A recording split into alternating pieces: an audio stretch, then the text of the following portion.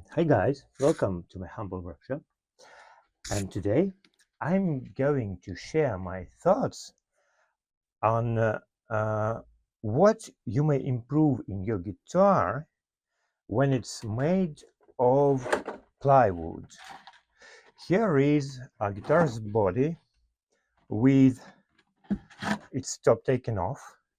I'm now going to take off the clamps. I glued something yesterday. There were many cracks.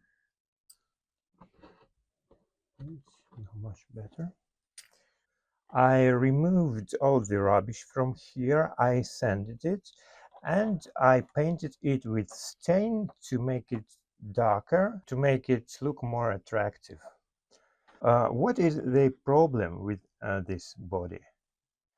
Look, when strings are on, their tension creates this longitudinal stress, this axial stress, like the force is applied along the strings and it creates kind of torsion when your block tends to kink.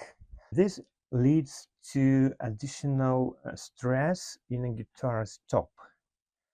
So I need to make the body stiff, and what I'm going to do in order to provide it with additional stiffness, to prevent the block from twisting, from bending towards here, uh, I made this part that I will glue here.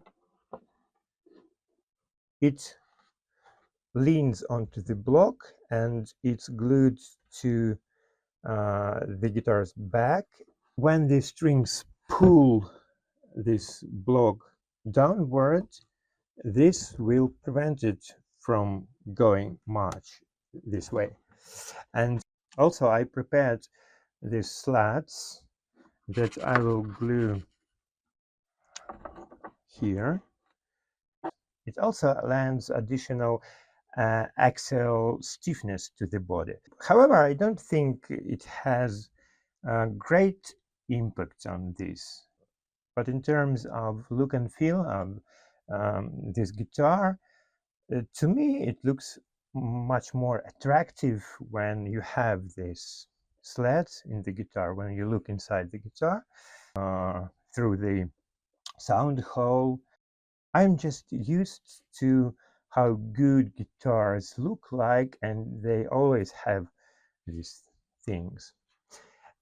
And then I'll cover it in a layer of hard resin that will reach every nook and cranny, every hidden crack here.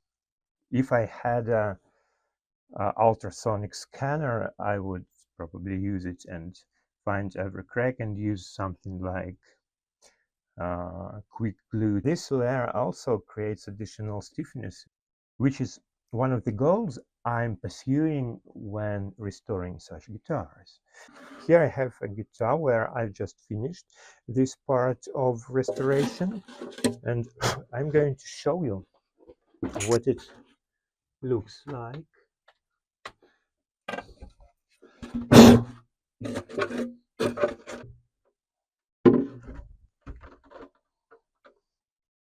And when you play the guitar where the blocks don't sway, where the back part is not loose, it has very kind of compact, it has very projected sound. And I've already finished 2 guitars where I proved this, and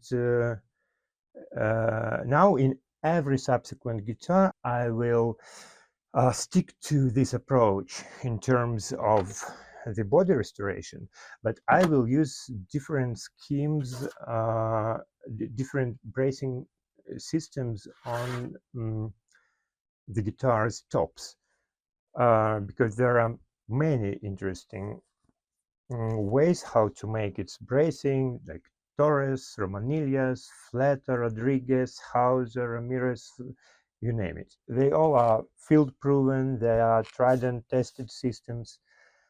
But when you have the same materials from the same source, I want to find out what the difference is between different bracing systems. I realized very well that it's much better to use solid wood here.